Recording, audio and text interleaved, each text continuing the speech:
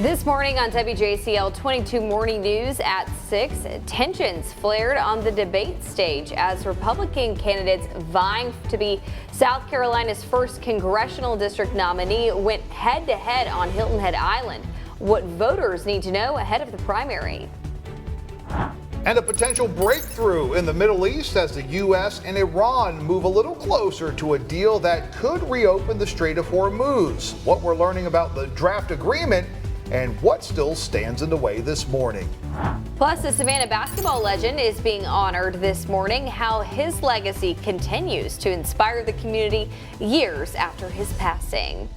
WJCL 22 Morning News at 6. It starts right now, and thanks for starting off your Friday morning with us here at WJCL 22 News. Good morning, I'm Lydia Blackstone. And I'm Frank Solkowski. Let's waste no time getting over to meteorologist Catherine Liberta, who's joining us this Friday morning. And Catherine, seeing a lot less green on the radar this morning than we saw a couple days ago. Yeah, absolutely, Frank. While it is dry this morning, we are tracking showers and thunderstorms as we head into the afternoon and for the next couple of days. Notice right now we do have comfortable conditions across the area. It is muggy. We're seeing a lot of that humidity out the door. 70s right now for Savannah as well as for Jessup. As we go into this afternoon, we are expecting rain, and we still have that extreme to exceptional drought across our area. Despite the rain that we have seen over the last couple of days, we really need more of that heavy rain to consistently fall across the area and get us out of that drought. Now, for that comfort cast,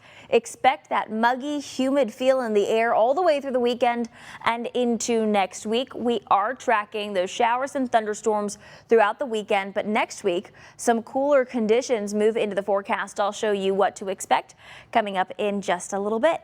Now we are going to take a live look outside, and this is at I-16, and you can see this is past 280. This is right near that Hyundai Meta plant. And as we take a look at the roadways right now, your traffic track 22, we are expecting to see just about an 11-minute drive from Pooler to downtown across the area. No major issues to report. That slowdown there by the Meta plant is typical for this time of day. Early voting is underway in South Carolina, and we're getting a closer look at some of the candidates that are hoping to represent the state's first congressional district. Yeah, 5 Republican candidates taken to the debate stage on Hilton Head Island last night. Now, organizers say all 11 Republican candidates were considered for the debate. 6 of them invited to participate based on fundraising, endorsements, and media attention. Sam McCown had a scheduling conflict and was unable to attend.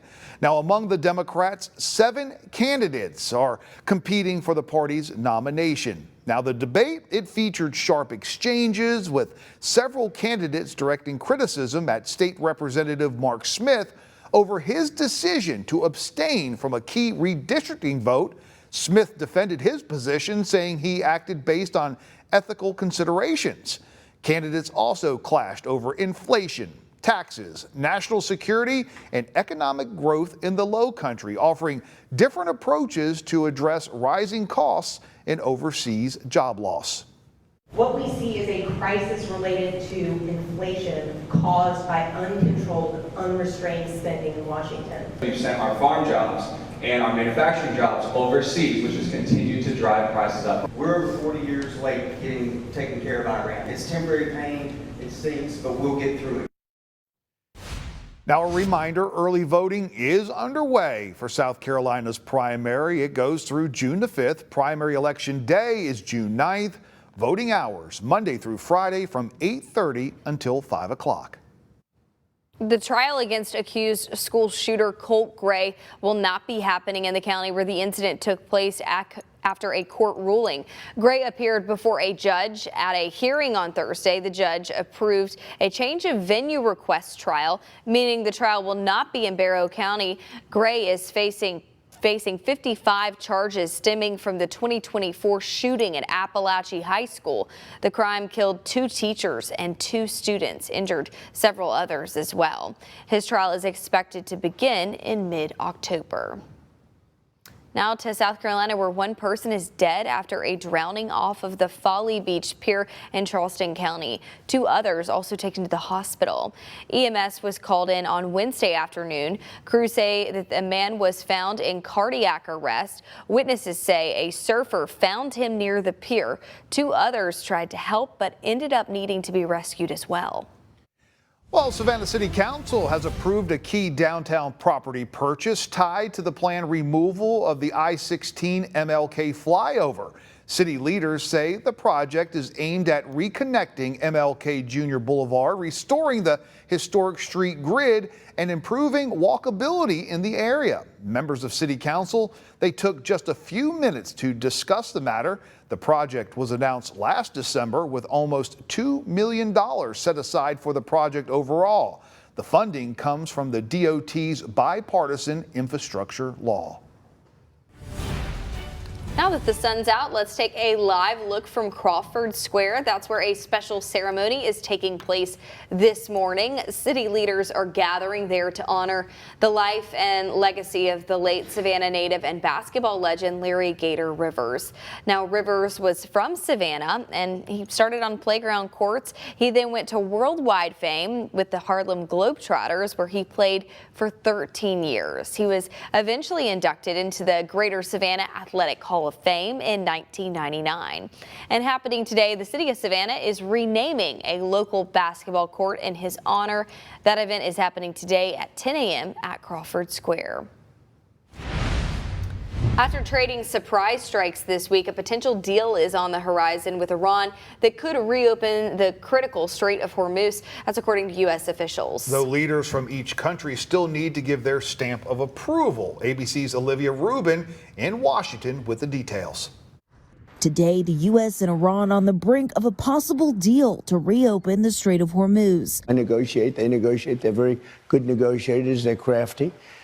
But in the end, we have all the cards. According to U.S. officials, President Trump has been briefed on a draft agreement, which would extend the ceasefire and have Iran gradually reopen the Strait of Hormuz over 60 days. In exchange, the U.S. would slowly pull back its naval blockade of Iranian ports, giving the sides more time to negotiate. But neither President Trump nor Iran's supreme leader have given their final approval here. I think it's hard to say exactly when or if the president's going to sign the MOU. And still missing from the potential deal, a solution to Iran's nuclear program. The reason Trump says he started the war in the first place. We're in a position where we could substantially set back their nuclear program. We're going to keep on working at it. Sources also say the U.S. has committed to discussing sanctions relief for Iran during the negotiation period, something the president had said was not up for discussion. But pressed by ABC's Mary Bruce, Treasury Secretary Scott Bessent not ruling it out.